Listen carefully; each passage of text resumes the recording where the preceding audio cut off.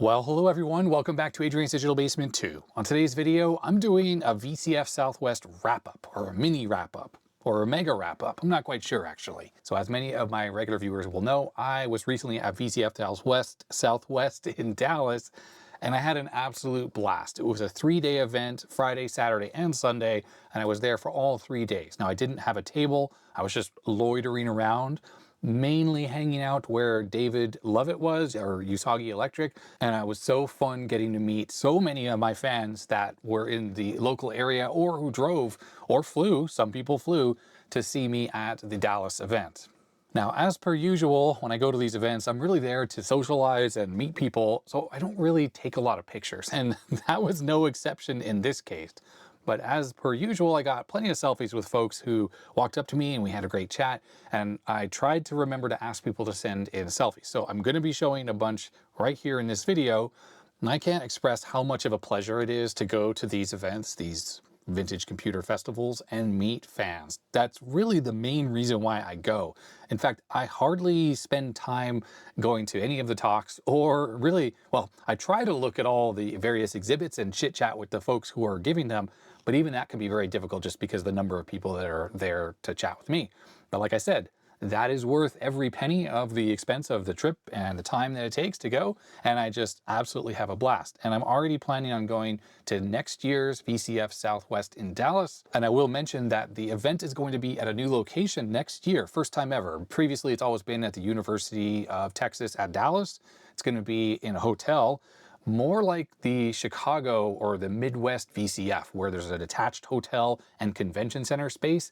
That's where the Dallas one is going to be. So I'll be putting the dates on screen so you can see when that is. And I'm already putting it on my calendar and making some plans to go to next year's event. And the turnout was so good, the one that just happened. I think there were like at least 1,500 attendees that came, which is pretty big for a VCF that is pretty fresh. I think it was their 3rd year. So that's a really, really good turnout. Now, just as a quick side note, I will be at VCF in Chicago as well. That's later this year, I think in September. I have the plane tickets and hotel reservations and stuff like that done. So if you are planning on being at that one, then you'll be able to see me there. And I will have a table just like I did last year. So I'll try to bring some things from home. In fact, if people have suggestions on stuff that I should bring with me, besides Rami, Rami normally was sitting back there. I don't know where Rami went right now.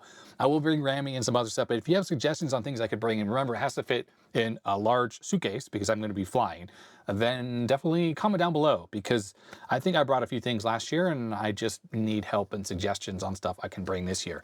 For instance, things I can't bring, like the Plexus P20. Too big, not possible. A lot of people ask me about that computer at VCF in Dallas. I do intend to get back to that machine, but then I have news on what I'm going to be doing with that computer.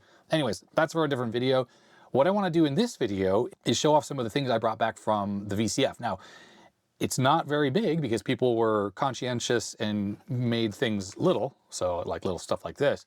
But on the other hand, a lot of these things are going to require further follow-up videos just because there's not going to be enough time in this video to really dive deep into each one of these items.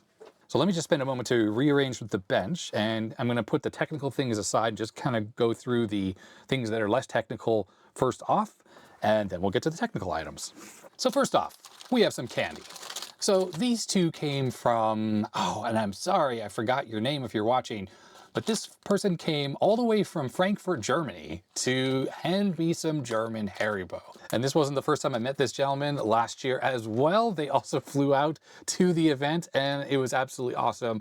And last year, he gave me a big thing of Haribo as well, but there was some more licorice and stuff in there. And unfortunately, I was like, oh, I really don't like the licorice. So this year it was the Pico Ballas, which I absolutely love. So thank you very much for making that flight all the way to Dallas. And then there were these Italian milk candies that I absolutely love. Now these came from Mike, and I was finally able to meet Mike in person.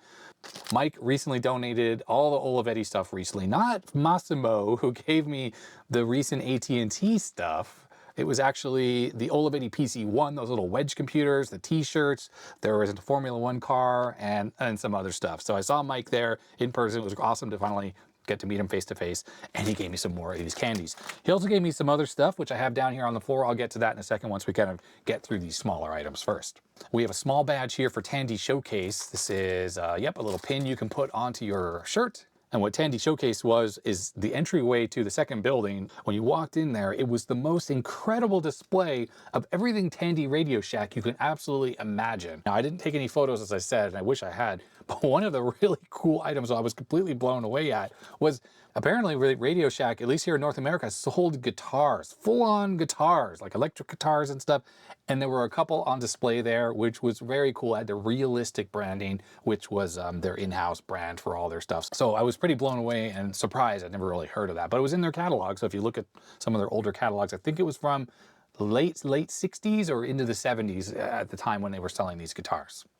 There's a photo of me here that's like deer in the headlights. This was actually taken of me in 2024, and I think, there it is, taken on a 110 film by Greg I at VCF Southwest 2024.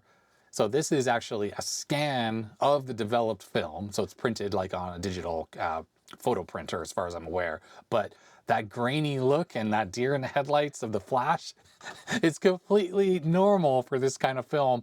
And 110 was an interesting type of film that was really small and supposedly easy to use, but very grainy compared to a 35mm, which had a much larger image size on the developed negatives. So thank you, Greg, for handing that to me and still having it from last year and then handing it to me this year. So that was well, it wasn't a selfie between the two of us, but it was a deer in the headlight picture of me.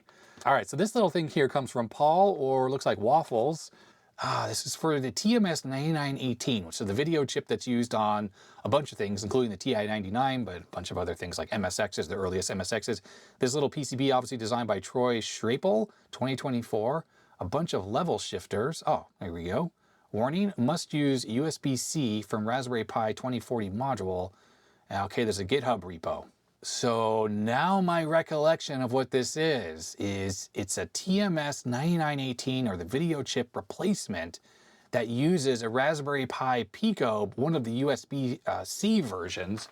Oh, do I have one of those handy? I think there's one inside of this. So that's a USB-C Raspberry Pi Pico. This is an Atari 8-bit cartridge emulation, so to speak, using Raspberry Pi Pico.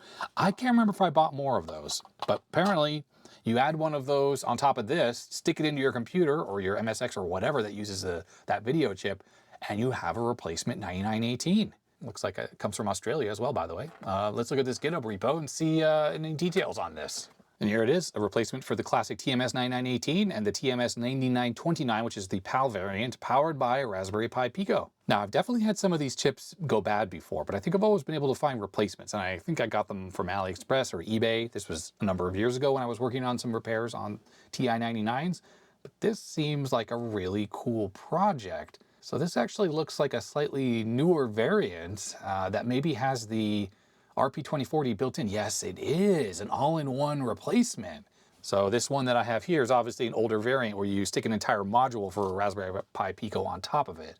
So machines so besides the ones I've already mentioned that use TMS-9918, the ColecoVision is one as well, including the Atom, bunch of different MSX computers, the Nabu, goes without saying, the Sega SG-1000 and the SD-3000, and a bunch of other things, including the VTech Create-A-Vision and the Dick Smith Wizard with 2 Z's, or Z's, sorry.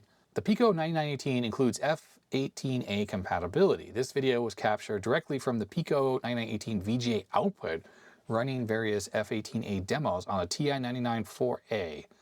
I have to say I'm not familiar with what the F18A is, but it appears that this version, that's kind of all-in-one, has an external connector for the VGA output. So you're not even reliant on the really junky composite video. You got pixel perfect VGA. That is freaking cool. So I would say the version that I have here, maybe there's a version number on here that I don't see, but it looks to be the same as this, 0.3, and there's a pin header for the RGB and the horizontal vertical sync. And there, look, and the video, it freaking works. Let's just take a quick look at this. So that's running on TI-99. Oh, that's so cool. There's Parsec, looking good.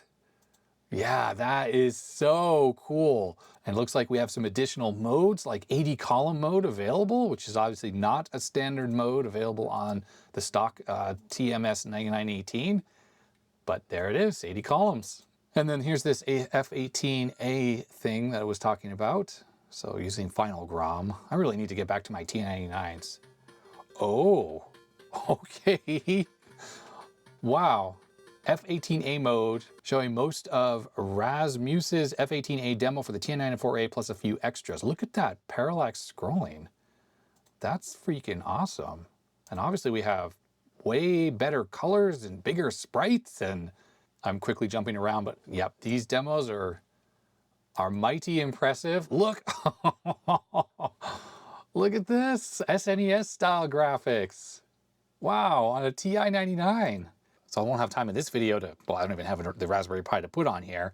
But if you are interested in this project, I will of course put links to all of his stuff down below so you can check it out yourself. And of course, this is being open source. You can make these yourself.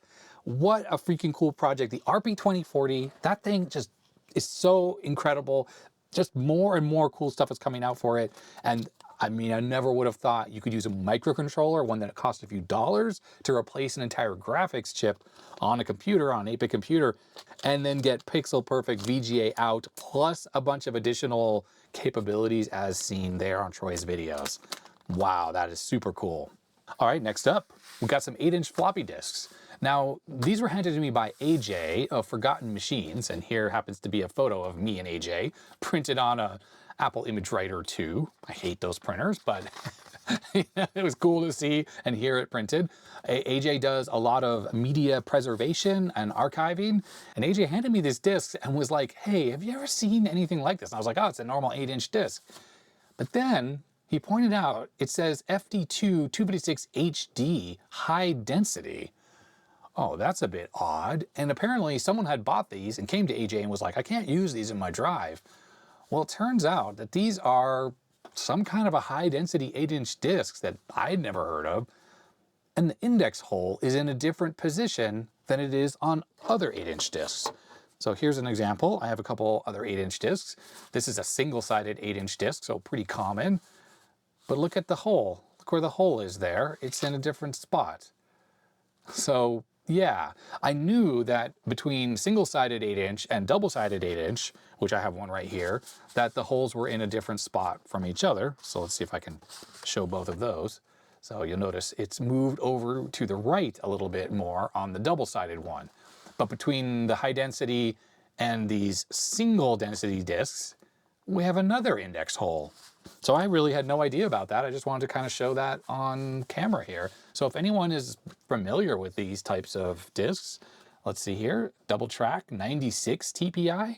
I don't know if that is actually double the track density. I think these are 48, although I'm not really sure. But 256 bytes per record, double-sided high density, double track 96 TPI versus double-sided double density, uninitialized, soft sectored. Yeah, this is definitely soft sectored as well. There's only one index hole. In fact, is that it right there? Yeah, that's it right there. It's just a normal index hole, and there's just the one of them. So it's just like these other discs, but I assume the formulation of the media itself is different. Perhaps it's more like high density discs, 5 1/4 inch discs. So maybe when 5 1/4 inch high density disc came out, they used that same media, cut it into an 8-inch size. I have no idea what kind of disk drives could use this, but it's nice in a way. They moved the index hole so that you couldn't accidentally use this in an older drive. Since probably like high density 5 1/4 inch discs, they're not compatible with 360K drives. The coercivity of the media is different, and therefore you can't use those floppies in a 360K double density drive. It's just kind of curious, and honestly, if you know of some of these drives, it might be a good idea to let AJ know. And that's because AJ does all this media preservation, and if any of these discs ever come up, I know I have a bunch of 8-inch drives and none of mine can read these discs, and AJ doesn't have any drives that can read these discs either. So who knows if anyone was using these, but if there's anything on these that needs to be saved, that we need the drives that can read it. So if you know of the drives that can read these, let AJ know or let me know, and I'll let AJ know so that AJ can procure one of those drives for archival purposes. Okay, so let's get to some actual technical items. The first item comes from Bruce. Now, this is a business card with PII on there, so I'm folding over the edge just so I don't accidentally dox Bruce. Bruce came up to me at the show and handed me this relatively awesome Famiclone that I had never seen. So it's the Power Joy, and it comes with a multicart. Now this is a normal Famicom style cartridge as far as I'm aware. I have no idea if it's electrically compatible, but this plugs into the bottom of the joystick, and we can tell this looks a lot like a Nintendo 64 controller, kind of. Like you would put the rumble pack in here. In fact, what even goes in here? Batteries? Oh, wow, it actually does run on batteries. So, okay, well, so we got a battery holder, but the weird thing about this controller, obviously it has this analog stick, which does what exactly on an NES? Who knows? But then the other thing that's weird is it has a built-in freaking light gun. Wow, so you hold it like this, there's the trigger. How wild is that? I don't know, that's amazing. I have no idea how well this thing works. Looks like, let's see what we got going on here. We have a power supply. Now this is for the North American market, so therefore, well, at least maybe, I don't know, it's NTSC at least. Video and audio, and I think there was a jack there for potentially a second NES controller. Now it's a 9-pin connector, but this is not a normal Atari joystick. This is still NES, and these types of clones typically use these, and it still has a shift register and everything, so all the buttons work. You cannot plug a normal regular Atari-based controller into there. Before inserting cartridge or connecting second player handset, always switch power off first. Okay. Oh, what's this? Some more writing. The Power Joy. Oh, please. FCC compliant? Yeah, right. We're definitely going to need to open this thing up. So first I just want to see if it actually works. I mean, it feels very cheap. Looks like we have an on-off switch with 2 on positions. Reset, start, select, and A, B, and probably some turbo. Who knows what that does? Regular D-pad. Yeah, the whole thing is absolutely wild. Now, I do wonder, is this Power Joy PJ008? This thing feels so light, it's clearly just a blob inside. Since this is a sophisticated apparatus, should avoid to operate or to store under extreme temperature. Also avoid violent bumps is necessary. Moreover, never disassemble. The reasons causing DOFOTs are touching the end field by hands or cleaning by wet materials. We may have to take this apart, but I think it's best to test this out first. This definitely is just a blob. Looks like you cannot plug it in the wrong way, so that's something. It looks like it's just ever so slightly keyed, so you don't plug it in the wrong way, although that one is broken. First things first, let's test this power supply. It was 9 volts according to the the label. Okay, it's obviously highly unregulated, and we can see that it's center negative. So I think I'm going to feed the little controller or this game thing with my power supply, bench power supply, because I don't really trust this thing. So this is now connected to my bench power supply, and we are at 9 volts, and yep, still center negative, which is correct. We can be pretty sure that this thing just has a 7805 inside, so we could easily just modify it to run. I'll just turn off the power supply real quick. We can modify it to run on USB, for instance. So it has a power LED. Let's turn on the power supply. It's not drawing any current right now. And still not drawing any current. Oh, it's drawing current that way. And the LED is on. Okay, it's drawing 50 milliamps. That's it. Turn on the power supply. Let's see what happens. Oh, it works. It freaking works. So almost certainly this is just a blob. So it's an NES on a blob. So it is really a pretty good approximation of an NES, and it's just on a single blob. A lot of the problems with these is typically they have bad video quality, bad audio quality with like a lot of buzzing and stuff. But hey, this thing is actually working. Up, down works. Oh, the analog stick works too. Obviously it's just working as a D-pad. Oh, you can push left and right. 84 games. Doesn't appear to have Super Mario Brothers. Or any of the Nintendo games, actually, for that matter. I mean, we have real games on here, though, I assume. Start. Okay, is this the real load runner? I think this is the real load runner. This is typical for NES. Oops.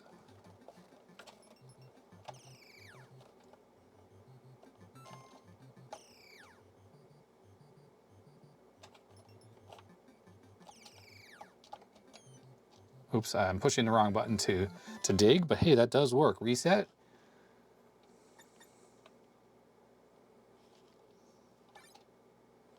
Yep, this seems like the real Arkanoid. I never really got the NES version of Arkanoid because, like, you know, you're using a D-pad. I think there maybe was an aftermarket controller that made it a bit easier to play. Okay, so it looks like we have some games. This was called 80 Days. I don't know this game. Video output. It's got a lot of interference in it. And keep in mind, I'm running this off my bench power supply. So this is a linear power supply, not some terrible switch mode thing. And you can see all the static up in the blue sky. But it's kind of par for the course with these things. But it works. It's just more the thing that's making me laugh as it works. Now, I wonder if any of these games... So I noticed all of these, if it said licensed by Nintendo, it's been removed. So that's curious. It seems like the real deal here.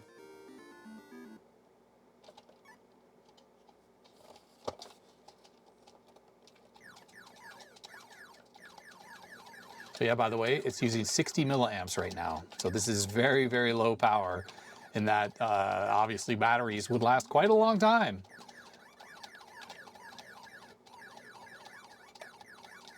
Does it actually have turbo? Yes, it does. These top two buttons are turbo. All right, I saw clay shoot, which must be something that uses the gun. Oh, yes. Look at that interference. That's obviously not going to work through my capture setup, but we can be pretty sure that this does work. Wow, I bumped it on the table and the game crashed. Oh, that's why we're getting a little bit of interference. Just the cartridge wobbling in there. Cartridge wobbling. Let's see what happens when we change the voltage. 10 volts, 11 volts. Nothing's really changing. I'm down 7 volts. It looks fine. And 6 volts, it's starting to have a bit of a dropout. Yeah, interesting that that interference is so severe. Usability standpoint, it's pretty uncomfortable. My fingers hit up against where the cartridge is. Now, I suppose if you're a little kid, probably it's fine. I have no idea what year this might be from. And I really have no idea where this would have been purchased. Now, I remember buying a Famiclone myself that didn't look like this. And it came from sort of a swap meet thing, and obviously illegal. Obviously, these games are all pirated. But I remember the one I bought had at least Super Mario Brothers on it. I think it had like the title screen removed. While this thing doesn't seem to have any Nintendo games, unless anyone recognizes some of them. But I don't. Twin B.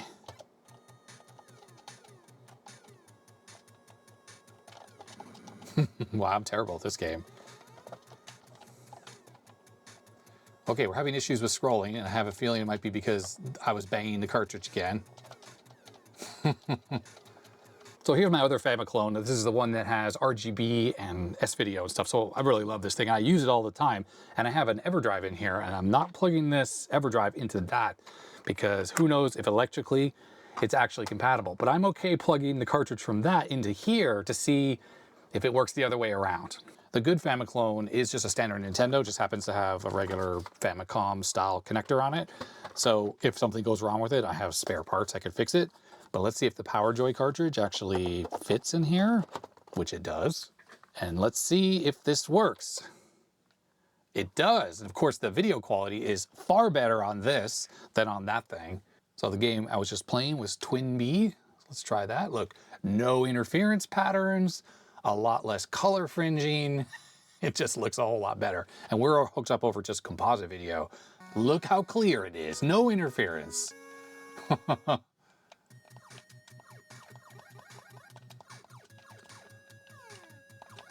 I see it. I see what I was doing. I was pushing the wrong button. The button mapping seems to be reversed on the actual NES here versus on that fake Famiclone. I mean, this is not a real NES, but for all intents and purposes, it is a real NES because it's using a real NES CPU and PPU plus controller. Right. Okay, cool. Well, this works. So that's kind of nifty that the Power Joy PJ008 is a real Famicom cartridge and works inside an actual Famicom or my Famiclone here, but it would work inside the real deal because they're, for all intents and purposes, the same thing. I think we need to open this thing up and take a look inside. Let me just clear away some of these wires here. Now, one thing I'm really surprised about, there are a lot of screws on this. Looks like 6, 7, 8, 9, 10, 11, 12 screws. So it's quite solid feeling, even though the plastic itself is a little cheap and nasty feeling. Okay, I think all the screws are out. There it is. Construction quality is actually not as bad as I would have suspected.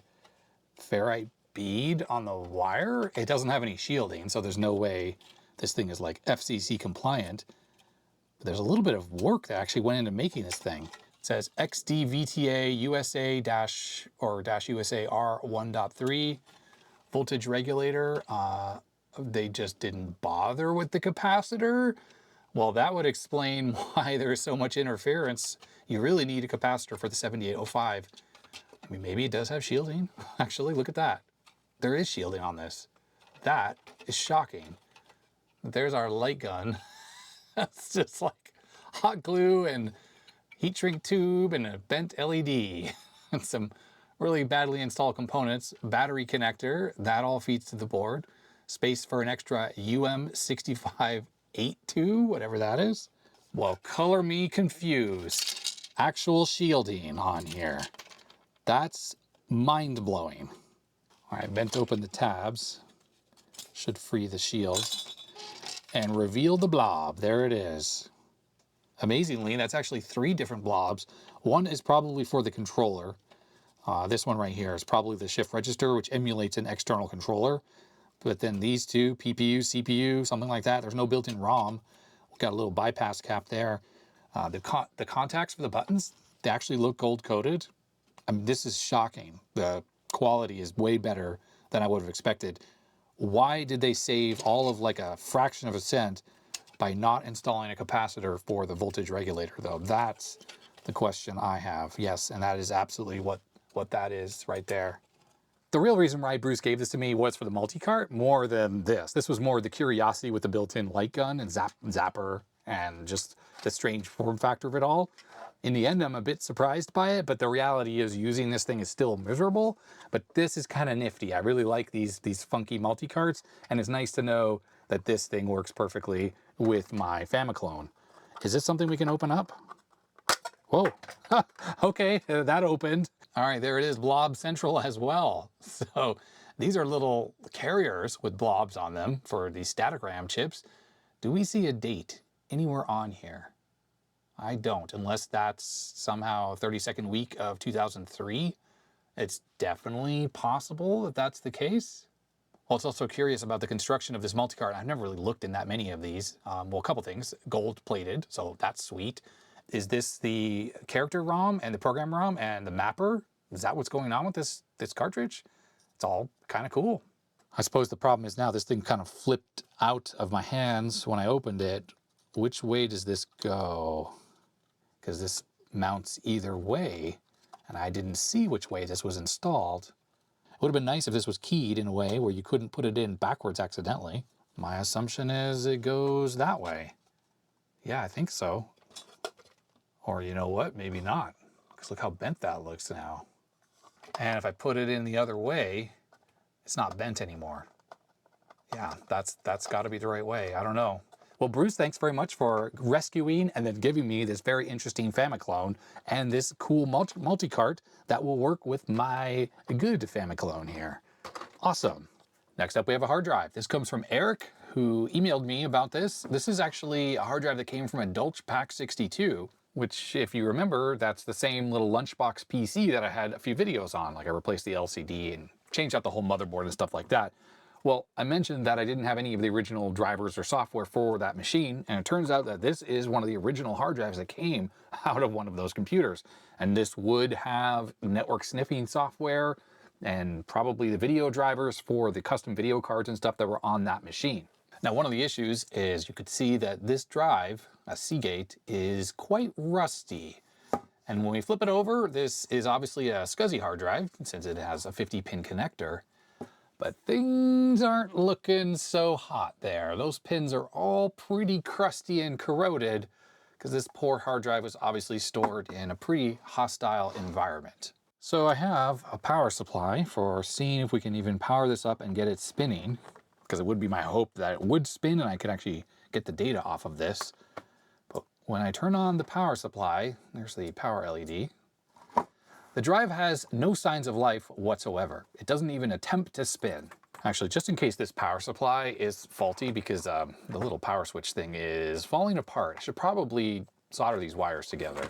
I'll use my normal bench power supply for powering the drive up. And yes, this power supply has no issues powering up just a hard drive. It works with no load. So that's unlike some ATX power supplies that aren't happy that way. Okay, power supply is on, and we'll flip this switch here. Hey, all right, it's spinning. Oh, vibrates a lot. Whoa, that sounded unhappy, quite unhappy. Not holding out hope that this will actually work. Now what I can do for archiving this hard drive is use a Bluesky in initiator mode. So I just need to set this to initiator mode. I'm worried about the connectivity due to all the corrosion in here, so I'm just gonna hit it with some contact cleaner. And a toothbrush, just to kind of get some of the green crusties off of the connector at least. That looks a lot better. I just have to straighten out these pins a little bit, because it looks like it has suffered a little bit of an impact. Nothing that won't fix. There we go. Okay, the Bluesky is configured as initiator mode. It's the INI file that's on the SD card, and this is hooked up to it. And let's turn it all on, see what happens. At least it's spinning again. Now the flashing here is indicating that it's searching for the drive. Hopefully that stops flashing and we get some other blinky lights on here to say that it's accessing the drive. That drive sounds horrible. Let's try turning it sideways. Might work better upside down. Looks like Bluesky's not able to talk to it based on the way those are flashing.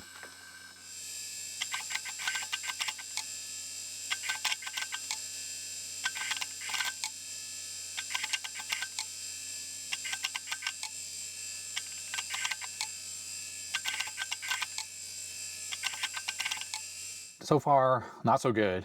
When it's spinning, there's a lot of vibration coming from the drive, and that's not from the seeking, that's just from the bearings. I think something's going on in there. I've felt many hard drives over my life, and I've never had one that vibrated as badly as this one.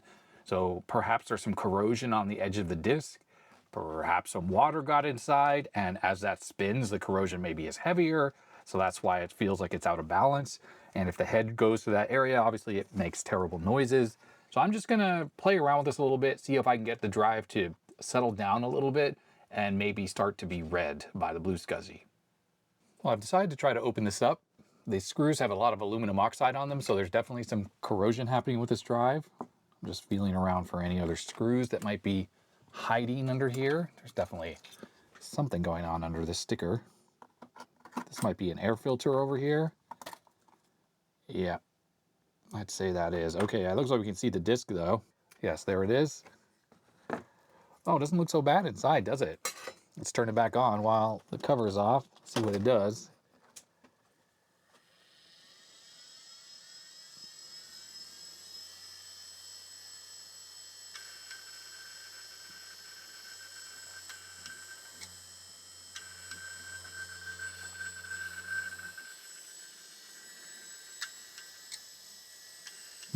Well, that seems like a very unhappy drive. It shouldn't clunk around like that. But I don't see any corrosion inside the drive, so I don't think water has gotten into this, but I assume maybe the connection between the heads here and the main board are messed up because there's a lot of corrosion around the bottom edge here. So we'll just put the cover back on. Drive is behaving exactly like it was. Let's just check these jumpers here. Yeah, everything looks okay. No pins are shorted together. They're definitely corroded looking.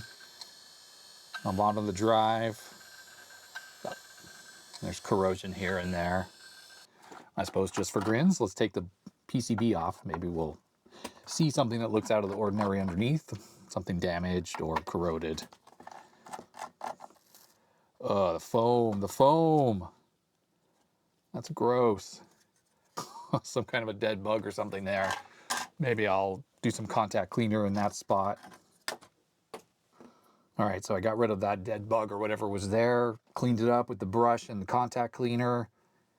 Nothing else looks terrible under here. A little bit of flux residue here and there.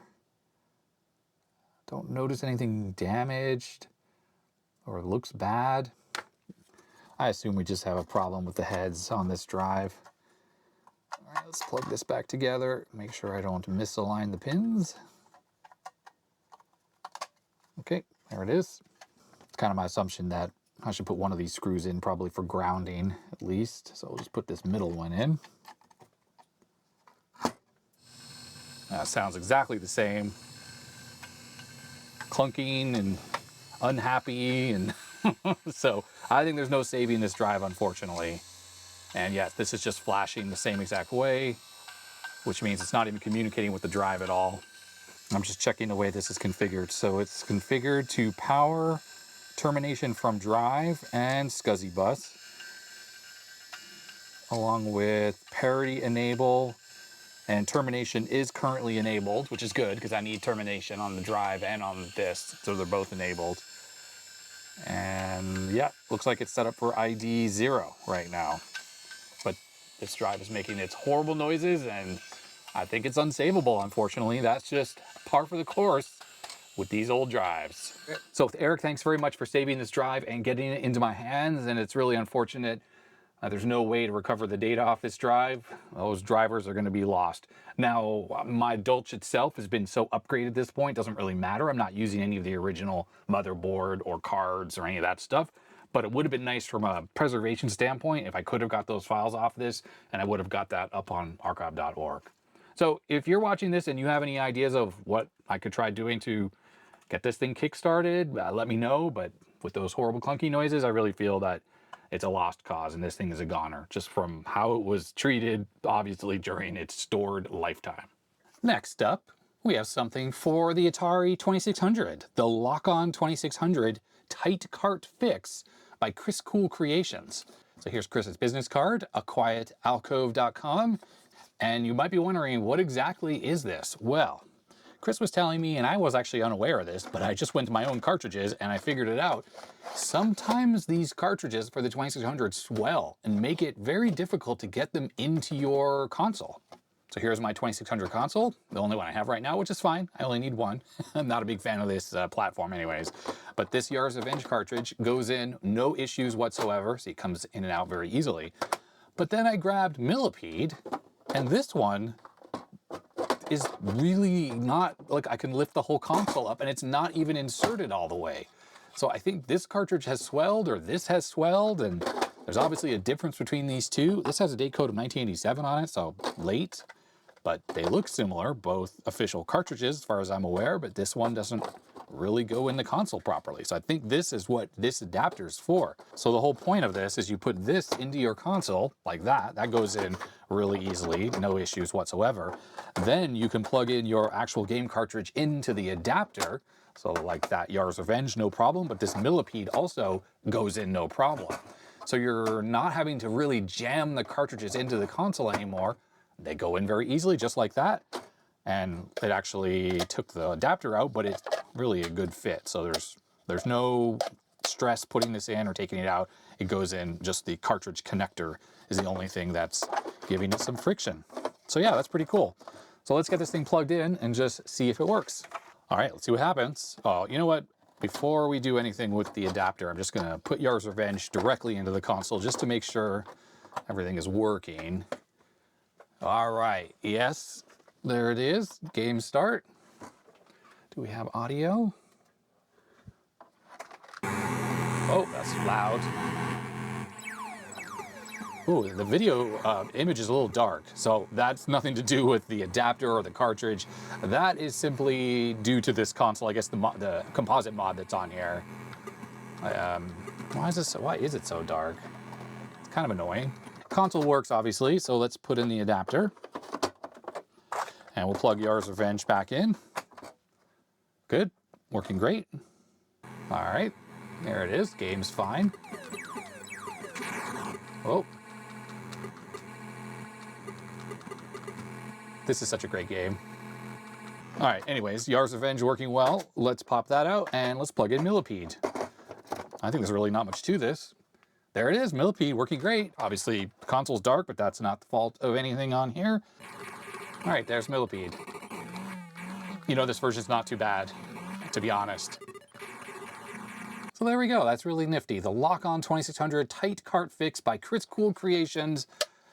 Gotta say, it does exactly what it says on the tin perfectly with no issue. And now I can play all my 2600 games without having to force them into the console. That's a big thumbs up from me. And real quick, let's take a look at Chris's website, the Lock-On 2600 by Chris Cool Creations. $35. And the copy here says, do you have third-party carts that won't fit properly into your 2600 or 7800? I've personally experienced this on a few of my systems, so I created the Lock-On 2600. Well, that's interesting. I thought this Millipede is an official game, and this really doesn't go into the console properly. Like, you would have to force this into there. So this happens on the real deal too, not just third-party cartridges. Anyhow, there you have it. If you have the same problem, well, you can pick one of these up from Chris's website. Thanks very much, Chris, for giving this to me, and it's nice to meet you at VCF in Dallas.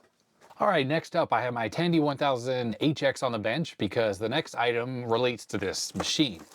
This comes from Charlie Y, and this is a Memory Plus expansion adapter for this machine and also the Tandy 1000 EX. Now, if we open up this computer, and you do that by just pushing down in the front right here, and you slide this backwards, that comes off. And inside I have two of the Plus expansions in this machine. Now I got these originally with my 1000 EX, but in that machine I have different cards at this point. So let's see, I gotta take these screws out and then we can get these out and take a look at them. Now, in case you're not familiar, the Plus series of adapters were Radio Shack's attempt, or not so much attempt, but what they did to make these wedge computers expandable. This is a full normal ISA bus, so every signal that would be on the ISA bus is available on that pin header. And, oh yeah, these are still screwed in. It supports up to 3 of these cards stacked on top of each other. I'm not sure how many cards Radio Shack actually released, but this machine currently has a RAM expansion card along with a serial card. This machine has built-in parallel on the motherboard, but does not have built-in serial.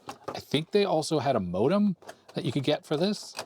So we'll just get these out of here. They're not too hard to install. And the way these expansions work, if you look back here, so there's the serial expansion, and that's the RAM expansion card. These are just connected together. And you couldn't have a third card, it would plug in right there. So you see there's 2 connectors on this bottom card, and that gives you these 2 additional spots. And on the motherboard, we have 1 connector. So for instance, this card can plug directly into the motherboard. If I just turn it around the right way, it would go like that. It would just be on the bottom position. But the card we're talking about here is this one. This is the RAM expansion card that I got in my 1000 EX, and they're pretty hard to come by. Luckily, there are modern replacements for this, including one that I made. So what this does is it brings this computer up to a total of 640K. It also adds a DMA controller, which this computer lacks normally. On the regular IBM PC, DMA is used for floppy drive operations. It speeds it up in some ways, I suppose, but on Tandy machines, the floppy drive interface does not inherently use the DMA controller. I'm not sure if plugging this card in with the DMA controller actually makes the floppy drives work faster. I've never really noticed floppy drive slowdown on this machine. Now, DMA could be used for other operations, for instance, sound cards, hard drive controllers, but none of those things go into this machine anyways, which is why I think it's not really a big deal that the DMA controller is normally missing.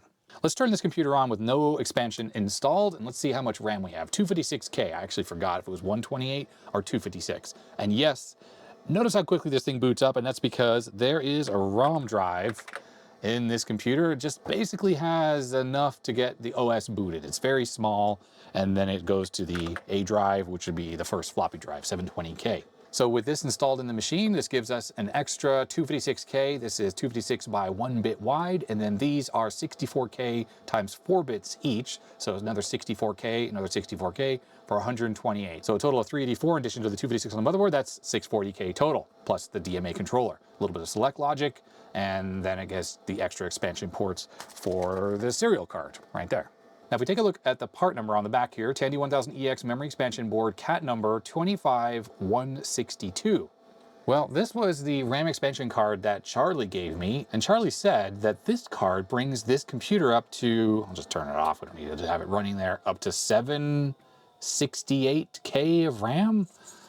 And I'm wondering, do we see a part number on here? I don't know, this certainly looks a lot different. Looks like we still have an Intel DMA controller, 8237A, a -5 variant. We got various TTL logic ICs, a delay line, we got 2 GALs, and then indeed, these are 4 bits wide each, 256K. So 2 of these is 256K, and this gives you an additional 512K, which when we add to the 256K on the motherboard, that gives us the 768K total. Now, as far as I'm aware, the 1000HX with that ROM drive that's built in, that sits right above the 640K barrier. And that means if you plug this card into this machine, it's not inherently going to work. And I guess there are some configuration jumpers to allow you to select whether this is going into an EX or an HX. As far as I'm aware, the only 2 machines that ever had these types of expansion ports, made by Tandy at least, were the EX and the HX. Now looking around on here, I don't see any part numbers. We have the additional memory for sure, and that's versus my other card. And then we have the GALs, which I'm quite sure are to facilitate switching the jumpers here between the 2 different modes. And there certainly is a bunch of extra select logic. But if we go back to this card, yeah, we definitely have the additional 384K of RAM instead of 512K. But it does say Tandy Corp on there, so it's an official card. And then we have that sticker, which is pretty typical. But this does have an actual Tandy Radio Shack chip. So this has the DMA controller integrated into it, the Intel DMA controller. And I think this just came directly off the Tandy 1000 SX systems, which has this directly on the motherboard. So that does have me wondering, is this card not actually made by Tandy? Is this a third-party card? Charlie was under the impression that this is an official Radio Shack card, but it's just weird that there is not a single thing on here that says Tandy Radio Shack. Let's just look closer at these. Oh, those are just normal GALs. And that one has a 1990 date code on it. The RAM is soldered onto the board. 92 date codes. This is such a late model card. I really can't imagine that this is actually a Tandy card. Now let's take a look at this documentation. Maybe this explains the jumpers, and obviously this does say Tandy on it. Cat number 252062. Cat number 251062. So we do have a different part number for that manual, which I suppose, because this has Tandy branding on it, this is a real card. So this says it works with the Tandy 1000 EX or HX with 256K of RAM. You need a Phillips screwdriver. Simple instructions for installing the card into the machine. Ah, there are the jumpers. So for the HX, you need to have them removed, and for the EX, one needs to be installed. Well, that's odd because it looks like both are installed right now. So we'll just take both of them off. Although the Tandy 1000 EX and HX only report 640K of RAM, there is actually an additional 128K of RAM available on the Memory Plus Expander, and that computer can use it as a RAM disk. The memory board comes with 128K memory disabled. To enable it, you must set JP1 settings as shown below. Oh, maybe when they're both installed, that's when it's disabled. And then there's some software, and Charlie did give me a disk here. Now it's odd that it's got a label that looks like it was printed, although it's got, I mean, I don't know if that's an official Radio Shack label or what, but it looks like the memory location in the HX is at C000 and D000, but in the EX, it's actually moved up a little bit to D000 and E000. So it's not continuous, which is why the system doesn't count it up as 640 or 768 when you turn the machine on. So if any of the following occurs, reinstall the board, memory remains at 256K, computer locks at the memory size of 640K, and the floppy drive A or B does not work. And that's all there really is to it. Radio Shack, printed in the USA, and look, the date code, 1992. So it is pretty curious, and you know what, now I think about it, this all was, including this floppy disk, in an original box. I had to give the box back to Charlie just because I didn't have enough space in my luggage to hold it. So it's funny about the late date code. The date code on the machine here is 1987. So that's why I was a bit surprised about the whole 1992 thing. All right, so that is installed into the machine. Who knows if this RAM works or not? Should at least get 640K. Oh, all right, we did. Actually, before I even try to read this in this machine, which I know has a working floppy drive, I'm just gonna try to make an image of this because I don't know if this diskmem.sys is actually archived anywhere. Yeah, just what I was worried about. Looks like the disk has issues. Sector missing. I'm just giving the drive a clean just in case that might be the issue. Unfortunately, that did not help the situation. Who knows, maybe this will somehow read the disc a little bit better. Or maybe there's like only a few tracks used on it. No, it's not working at all. Well, that's a bummer. I put in a different disc and it did read it, so I know the drive is working fine on the 1000HX. I made a 720K disc with DOS 4.01 on it, and this is what we're looking at here. And I have the utilities copied onto here to allow us to use the high memory. It's called DOSMAX. Now, if we look at the config.sys, this is already configured from some work I've done in the past with high memory on XT class machines. So the very first thing you have to do is clear the memory. And I'm clearing from C800 on, I'm clearing 2000 hex. Now let's look up in the manual where the RAM is. I already forgot. So the additional RAM on the HX is from C0000 and D0000. VI is acting a little strange. Oh, I got caps lock on, that's why. All right, so we are going to be using from C00, and we're going to clear the first 2000, so that's 128K. And then the upper memory this is going to be able to use is from C000 to DFFF. And I just realized that this might actually need to be running on DOS, MS-DOS 5 or maybe 6, because it's using this DOS UMB and high, which I don't think is supported with 4.01. Either way, the shell command here, what this does using this shellmax command is it loads command.com up into that high memory space. So let's just save this and let's see what this does when we, attempted to write protected disk. It's not write protected. That's weird. Okay, that worked. Don't know what's up with that. So yeah, it is F12. That brings up the boot menu. And now we're going to do F4 for startup from internal disk. Should boot from this floppy. MS-DOS 4.01. Now normally this upper memory stuff is all possible on 386s because they have essentially the ability to remap the memory. Oh wait, there you go. Okay, so it cleared that memory. Upper memory manager works on PC, XT, and ATs, either with or without extended memory. Okay, it says installed. And now I think what it's doing is it's copying the shell into upper memory. DOSMAX. Maybe not. Oh yeah, there we go, DOSMAX. DOSMAX EXE. Shellmax. Yep, command com loaded. Okay, there's an auto exec that I think is not correct. Is there a mem command on here? No. Okay, this is what's going on here. So we don't need any of this stuff because none of that is on the floppy. So I think what was going wrong, it said, we had a couple lines that said the config sys was incorrect. I think it was those two lines right there. I extracted a couple more commands from the DOS 4.01 floppies.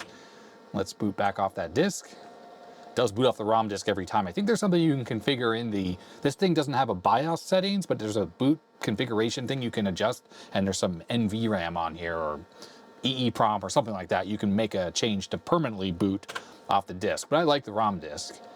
So that just means having to push F12 every time the system boots. The fact is that it's able to initialize that upper 128K of RAM tells us it's definitely working. This card is working. DOSMAX, which is the utility that this thing is using, wouldn't be able to initialize that upper memory if there was something wrong with this card. So it's absolutely working. And I think now that I have the mem command copying onto here, we should be able to see more free memory with this stuff loading DOS up into the high memory. Line 6, still messed up. Okay, I gotta look into that. Specified command search directory bad. Okay, so DOS is only seeing 640K, and the largest executable program size is 573. So I don't think it's loading anything high. Oh, device high, mouse.sys. Yep, don't need that. And there was our other issue. It was set to the C drive. So we'll fix that. All right, here we go. DOSMAX files was moved. I mean, that looks like low memory, not high memory. So I don't think this stuff is working. I mean, we're not getting any more errors, but I don't think it's loading correctly up into the upper memory space. No. I've been reading through the documentation for DOSMAX, and there are so many options, and I can't quite figure out what's going wrong here. I've used this before, but it was with DOS 622, not 4.01. It does say it works perfectly with DOS 3.0 and higher. Obviously, at this point, I'm having trouble loading using the upper memory, and now DOSMAX says there's not enough high memory because it doesn't really know about it. And obviously what it was doing before, I don't think we had any of these errors we're getting now, but it was still loading everything into low memory. See the move to 0B? It should be moving it up into the upper memory area. This entire upper memory thing on XTs is extremely frustrating. I remember last time I worked on this, it took a long time to figure it all out. I think the issue here is I am missing a dash. I remember spending a lot of time trying to figure out how to get this all working before, and it looks like, well, I'm sort of stuck, and I'm sure DOS 4.01 should work, but that's got something to do with it. And I did a quick search to see if I could find this diskmem.sys, and I found people talking about it, but I didn't immediately find it. Now, I only spent just a few minutes looking for it, because frankly, a RAM disk to me is kind of useless, and upper memory is more useful. That way you can run more games and stuff that need more memory. Now, this particular computer, by the way, has a floppy drive on it. Oh, by the way, look, memory manager installed. This is just like before, but here, DOSMAX loaded at C000, so that's high memory. But then down below here, where it did all this stuff, it didn't move anything into high memory. It just moved itself into high memory, but not MS-DOS itself. Yeah, 0E, 9B, and all this stuff, that's in conventional memory, not in upper memory. Totally useless. Yeah, reading through the documentation, I think the issue might be that DOS 401 doesn't support running in high memory. Yeah, I think only 5 and 6 does support moving up into the upper memory.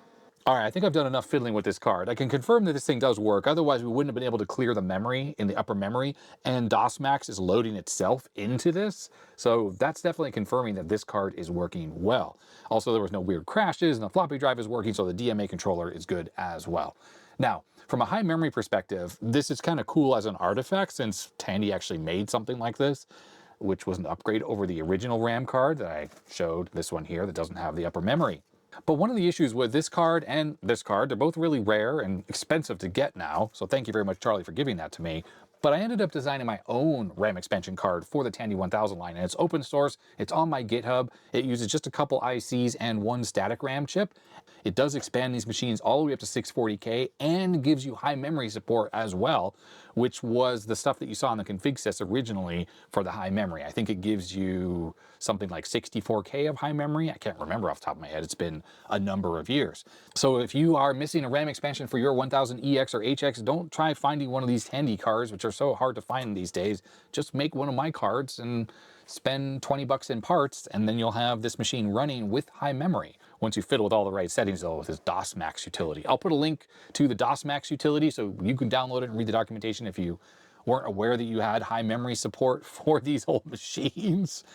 And I've had some videos in the past on my RAM expansion card, along with some other solutions for these to add a compact flash card and things like that. There's a bunch of aftermarket support for these that allow you to get XT IDE support in these and additional RAM and stuff like that. So I'll try to put those links down below. But this card that Charlie gave me is definitely quite an oddity. It doesn't even say Tandy anywhere on here.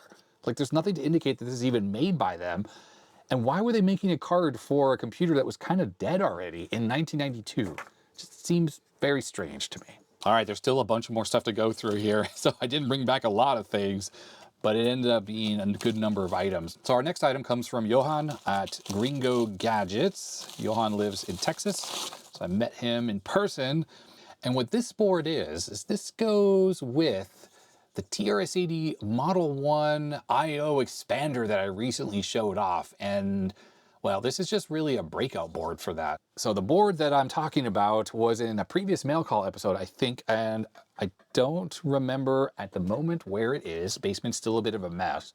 But the IO Expander plugs into the TRS-80 Model 1 and gives you 32 IO ports, or IOS channels, if I recall. So it had some ICs on there, shift registers and stuff like that to facilitate that. But one of the problems is if you're trying to do some development work or use those IO ports in BASIC to, say, hook up game controllers to the system or whatever, there's no real easy way to do that. So Johan has this kit that he designed, the GC TRS-STB 101, plugs into the IO Expander, and then now it gives you these little push terminals so you can get access to all 32 IO lines very easily, and the strobe lines that go with it. And you'll notice this does have LEDs with little dropper resistors for all the IO channels as well. So if you ended up buying one of those IO expanders for the TRS-80 Model 1, you can go to Johan's website at gringogadgets.com and pick one of these up. All right, next up, this comes from Mike, and this is kind of an interesting one. Now, the first thing that Mike handed me was this IC, which was for my Commodore 1551. And this is apparently one of the Gatorade chips for the Commodore 1551 floppy drive. That's the one I worked on the main channel recently for the Commodore Plus 4, Commodore 16. It's got that paddle that hooks up to the external floppy drive, and I never got that drive working in that video. Well, I think I came to the conclusion based on help from Mark over the Retro channel that it was the gate array that was the issue. And I swapped the gate array from a 1541, and apparently that's different. So Mike said that this was the gate array for the drive. The thing is, I don't think that's actually the case. The drive's over there. I should go grab it. And the reason why is this chip has a higher density pin count than the one that's on the drive. So I don't think it's actually the right chip. I'm gonna grab the drive. All right, here's the drive. So yep, 1551. It's in a Commodore 1541 case because originally the drive was all smashed due to inadequate packing by an eBay shipper.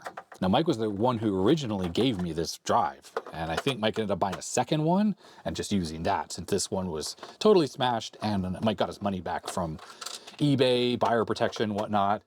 How many things have been destroyed by eBay sellers who find stuff, say at like a garage sale, yard sale, estate sale, sell it, inadequately pack it, it gets destroyed, and then of course you file a claim with eBay and you get your money back, but the issue is the device itself is gone or smashed beyond belief. And that's really what happened with this drive. Okay, so here we are inside the drive. Now, a couple of things, by the way, is this hybrid module, I swapped it from the other drive, apparently, 1541 that is. Apparently these are slightly different. The part number was -02 here, it was -01 originally. It seemed to work, the -01 seemed to work on the other drive, but apparently there's a couple minor changes you have to make to the drive, like a resistor or something. I didn't do that. So theoretically I could swap them back, or I should go look up what the difference is and just make the change to whichever drive needs the change. I forgot which one it is. All right, well anyways, you can see I've ended up socketing all the chips in that diagnostic video, but unfortunately, the chip that I got from Mike here, which is a Hitachi part, kind of looks like that, clearly not gonna work. All right, so the part that was in this drive, and this is what originally came in this drive, is an HD61J215P.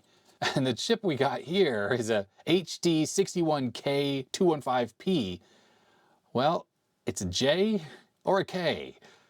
That's the difference. I don't understand. The package is totally different. Is this high density chip compatible with this? I don't know. With an adapter, obviously. I don't even have a socket I could stick that in to try to make an adapter. But that's pretty hilarious. That one letter makes all the difference. So clearly that is not a compatible chip. So I think what I'm going to do is I'm just going to leave this chip in the drive for like future troubleshooting. I need to get back to this drive. So Mark over the Retro channel identified the issue, and I put a pinned comment on that video. There was one particular signal that on this drive, when you try to access the disk, you only get one pulse. And on the real or a working 1551, you get two pulses. And on my Commodore 1541, that's the same main controller board as this, you also get two pulses. Now the weird thing is I swapped around all the ICs on this board with the other drive, including the gate array chip. Problem is the 1541 gate array has a different part number. And I remember when I had the 1541 gate array in this drive, I just tried to use it. The drive seemed to act up the same exact way. Like I tried to read a disk, but it wasn't successful. So I didn't really scope the signals. But Mark scoped his 1551 and he identified that one signal, which I think it was sync, or I can't remember exactly which one it is. That is definitely the problem on this drive, and it is generated by the gate array chip. And I guess what's happening here is that the gate array from the 1541 is just not compatible with this drive. I found an anecdotal post by someone who said they used this gate array, a working one that is, on a 1541, and it worked. So it goes that way, but maybe it doesn't go back. Not 100% sure. Ideally, I need to get my 1541 out, do those chip swaps, and look for that signal and try to see it misbehaving. But in that video, when I scoped that signal on the 1541, before I swapped the chips around, I saw the double pulse. And on this drive, we only had the 1 pulse. Apparently, that is the problem. So there's some fault, almost certainly in that chip, that's causing the issue.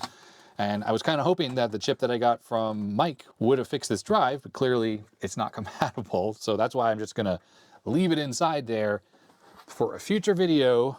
And if anyone watching knows anything about that chip, like the one we have here, the other variant, let me know. Is there a way to make it work with an adapter? Or really, the question is, what is this chip? Is this from some other Commodore floppy drive? Like maybe it's from a 1581?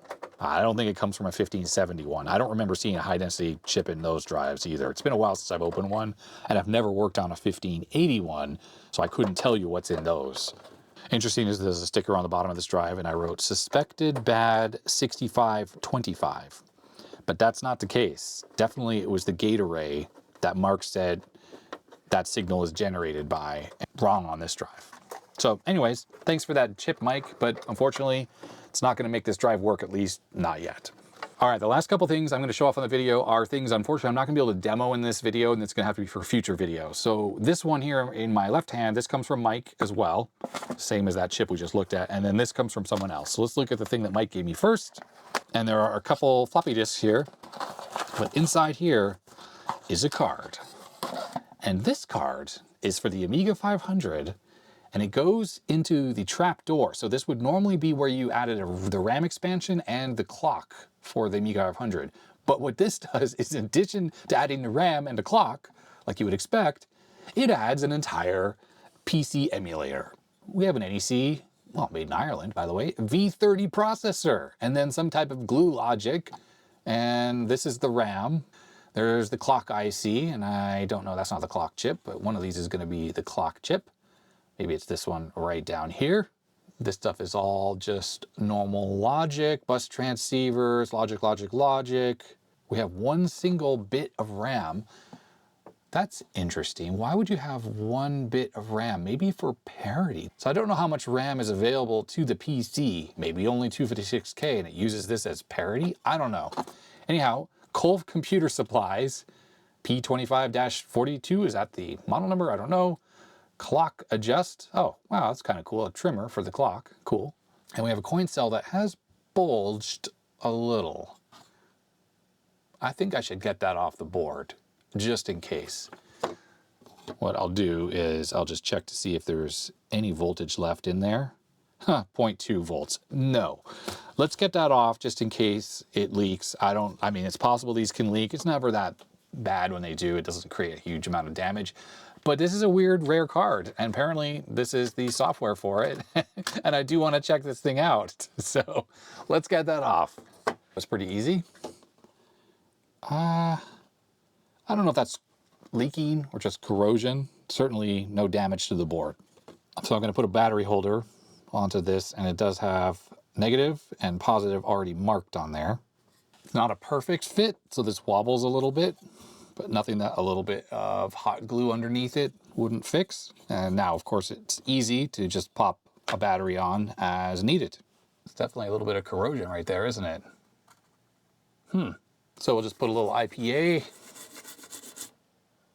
Just clean that up a little bit. I recall Mike telling me that this was tested and actually working. So I think we're okay there.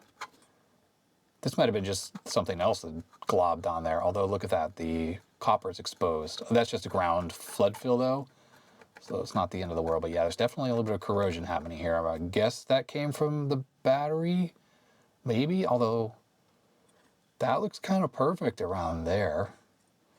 The corrosion's kind of over here. Odd. When you look at this PCB, you notice you don't really see any traces. It's a really good quality multi-layer PCB. So the outside is either 5 volts or ground, it's hard to know exactly, and all the traces are on the inside. So reverse engineering this card might be kind of difficult unless you take everything off and tone out every single net on here, every pin that goes to every other pin. Jumpers, I'm assuming. Let's take a look at the quintessential source for all Amiga stuff. So I think this is the board, the Power PC board by Colf Computer Systems from the Netherlands. Amiga 500 trapdoor. Looks like they had a Zorro 2 version as well. I was totally unaware that you could really have expansion cards in the trapdoor on the 500. Everything about the trapdoor for me was always like RAM expansion or clock. And any type of Zorro style expansion would be plugged into the side of the Amiga, which was really like a processor direct slot, so it allowed accelerators and SCSI cards and CD-ROMs and all sorts of things. But this is obviously it. So A500 connects to the trapdoor connector, or a Zorro 2 variant, the same version is connected to an adapter card. Very cool. So version 1 was a V30 at 8 megahertz, does not support hard drives, only floppies. Revision 1 can be identified by P2541. This is a P2542, so this must be a version 2. Yes, it is. There it is. 10 megahertz, supports hard drive controllers, but a special driver is necessary. The following hard drive controllers are supported, like the A590, that's a pretty common one. The ALF, etc., a bunch of them. GVP, much faster video emulation, CGA. 1 meg of RAM, 704 free in MDA CGA, and 640 in EGA VGA mode. VGA, that's interesting. 200K extra RAM needed for a reset-proof MS-DOS RAM disk, so you can reboot the PC, I suppose, and the RAM disk survives. The RAM can be used by the Amiga as 512K of fast RAM, and an additional 512K RAM disk. You know, I just assumed these were 1-bit wide, but these are 4-bit wide chips. 2 of these is 256K. So yeah, 4 of these is 512K, which is the normal amount of RAM that would be in a trapdoor expansion for the Amiga 500. It would bring your 500 up to 1 meg total. And then we have an additional 512K, so that is 1 megabyte on board, plus this extra RAM chip doing whatever. So it looks like when you're not emulating a PC though, you do get 512K of fast RAM and then additional RAM disk. Interesting. Running the PC does not multitask with the Amiga.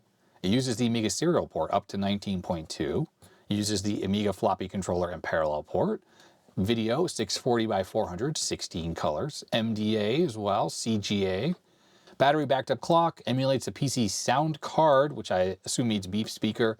Not compatible with NTSC Amigas. Well, that's lame. I think that's all I got when it comes to Amiga 500s. There's that adapter board that converts this thing into a Zorro card. Very interesting. There's another shot of the board. This is the 41 revision, so the earlier one compared to this one. Here's some advertising for this. The Amiga 500 PC XT is here. Plugs right into the trapdoor port. See, what's cool about this is it allows you to have or retain the use of your hard drive adapter. Say the Commodore 590, I think that's what it was. That's the hard drive adapter that plugs on the side of your machine. From my recollection, the PC XT boards for the 500 plugged into the side. They were sidecars, if there were any. I think there were some. There was for the 1000. Supports MS-DOS 4.01.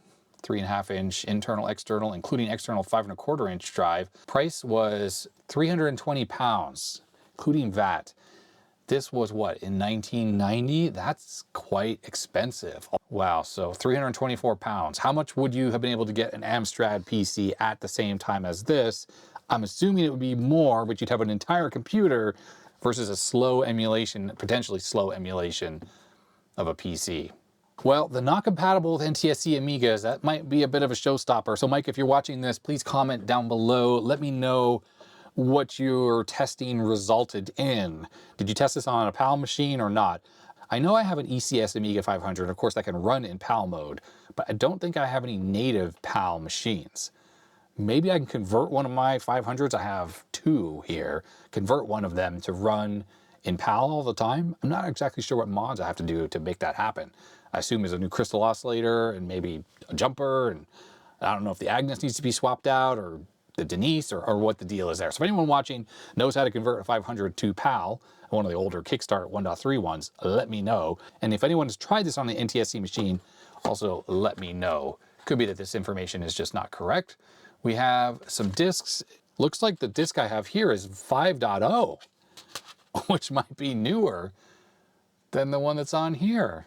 Well, anyhow, lots of stuff to investigate with this. That is for a future video, as I stated. So I'm glad I got the battery off of that, so it will not be leaking and causing any more damage. And I cleaned up the corrosion. Oh, I just got to put a little bit of nail polish on there now that I've exposed the copper. Well, anyhow, Mike, thanks very much for giving this to me. I can't wait to play around with this in a future video. And thanks for getting me that chip for the disk drive that I guess may or may not work. And thanks for the candy you gave me as well. It was very nice to meet you in person. Okay, we're nearly at the end of this video. The next thing here comes from Jerry. Jerry came up to me and was like, I got some cards you might be interested in. And I have to admit, these are pretty fascinating cards that are in this box. GSX 1500, that is not what's in here. Inside this box, there are 3 cards, and these are all for the Apple IIgs. Oh, you know what? I had this in the bottom of the box. This was something else that someone gave me. So let's quickly take a side tour and look at these. These boards, I guess, come from YouTuber La Coco Strangiato. Don't remember your name. I didn't write it down, but I guess this was designed by Coconut Bob. And this is, I don't know what this is. Let's see, let's peel one of these off. There are 3 of them. They're all just identical here. Well, this side says install under motherboard, other side facing out, but this is what's facing out. Zoom in a little bit more. So 6847 Bob, 6847, that's the graphics processor. So this obviously, I guess, is on the bottom of the 6847 and allows you to easily solder wires onto it, looks like. So that's ground, PB, PA, and 5 volts and a couple other signals. So looking at this, and I'm just not super familiar with the mods for the 6847, think this is a way to just break out the video signals for use with an RGB to HDMI. And this is just a little board, so this goes over the pins themselves on the 6847, and then you just have access to these signals in a little bit easier way. And I went to the QR code, and it looks like we have a YouTube video here. And yep, okay, it looks like exactly what I was thinking. So you solder that onto the bottom of the board, and well, you can either use a little tiny pin header, a surface mount one, and then, or just run the wires directly out of your Coco, and then the wire hangs out the back, and it's a pin header.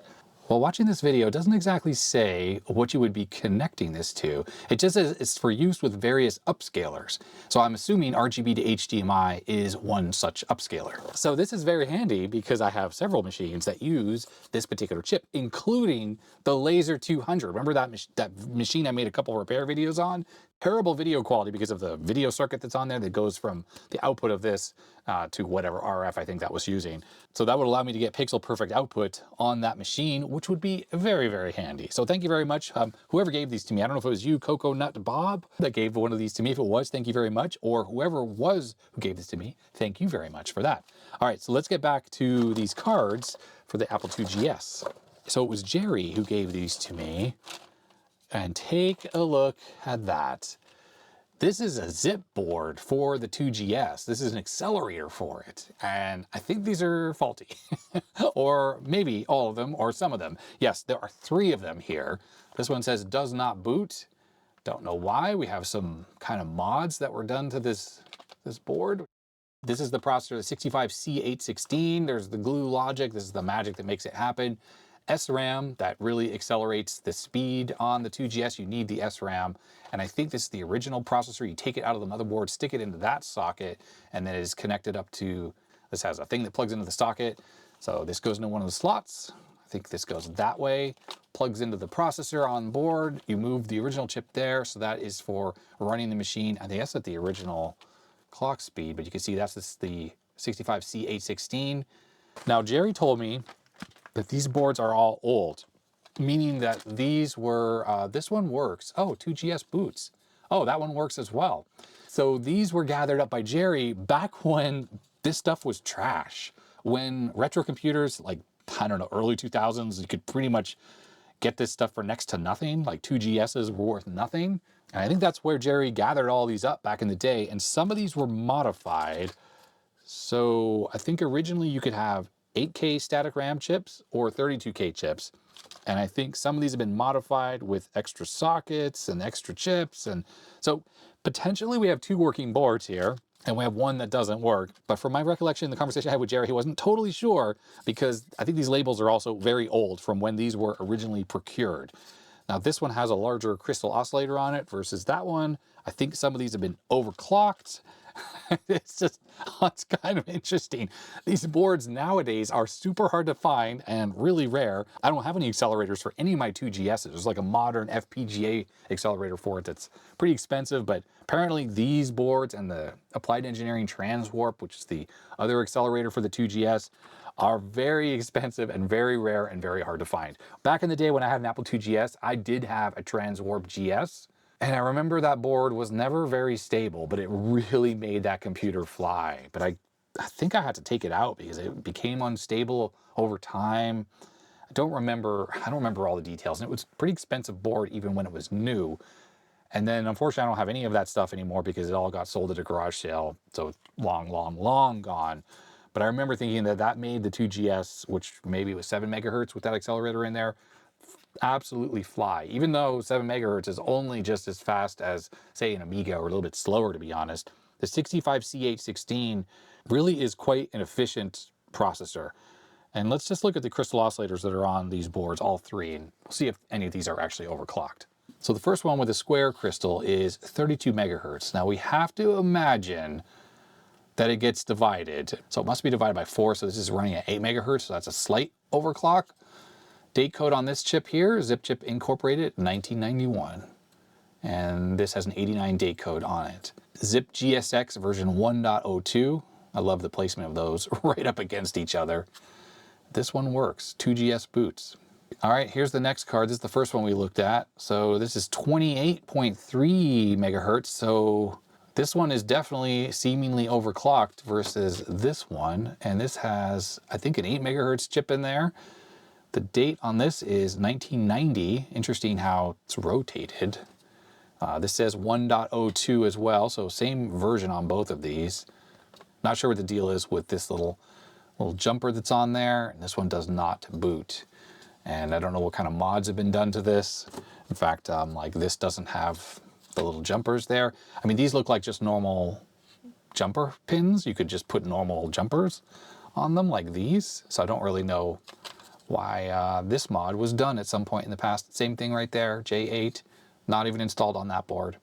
Okay, and then finally we have this one, which appears to also have a 32 megahertz crystal on there, and this seems to be the same revision with the chip with the writing that way. This looks like a -6, so maybe slower. 1.09, the same thing, and then this also has little jumpers that are installed as well. Are these in the same exact position as these? Yes, same exact position. And this one does have also these later SRAM chips. Now, of course, these are, you can find these super common these days. These come from like 486s, 386s cache memory chips, these skinny ones. Don't know off the top of my head what size these are, these Cypress chips, but they are 15 nanoseconds, so very fast. This one here that says it does not boot also has the same Cypress chips on there, also 15 nanoseconds. And then these with these original large chips on here. Let's see, these are much slower, and these are 8K. Yeah, these are 70 nanoseconds, 8K chips. So these other ones we have to assume are 32K, hence the mod. So that is pretty exciting to have 3 of these, and I have 2 working 2GSs. So if 2 of these work and they're overclocked, then we can definitely get 2 of my machines sped up dramatically. And then the third one would be a repair video. So it'll definitely be a future video where I dig into these, see which are working, which are overclocked, how fast the performance are. I assume there's some kind of benchmarks we can get on the 2GS, and I can finally have my 2GSs running at super fast speeds, kind of like my old 2GS when I was a kid with the Transwarp GS in there. I remember saving up a bunch of money, like a lot of allowances, a lot of money from birthdays to be able to buy that Transwarp GS, and I was very disappointed when it worked pretty good for a while, but then it really started to have issues with performance and with stability and crashing and stuff like that. And the Transwarp GS is awesome when you turn it on the machine, when the card is installed. Instead, just the normal Apple II splash screen you get when you turn on an Apple II, which is nothing, just Apple II at the top and bong. It was just like this, like cool 3D effect of the logo flying in with the sound and everything, and then the system would boot. It was over the top and very cool. I have no idea about these zip cards do the same kind of thing. So with that, that is everything I brought back from VCF in Dallas. Huge thanks to everything who came up to me and gave me this stuff to bring back. Huge thanks to everyone who came up to me to chat, got selfies with me, and that was absolutely a blast. And a huge thanks to the organizers of the event. All the volunteers, all the people who put the event on did an amazing job. That was a great VCF, and I gotta say, 3 years in, the show absolutely rocks. I have to tip my hat to anyone who puts on one of these shows. It's a ton of work, VCF or any other show, and it's a labor of love, because it's not like you're making a ton of money or getting paid for doing this work.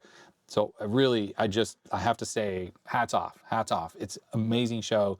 And again, thanks to everyone who came to talk to me. And yeah, it was an absolute blast.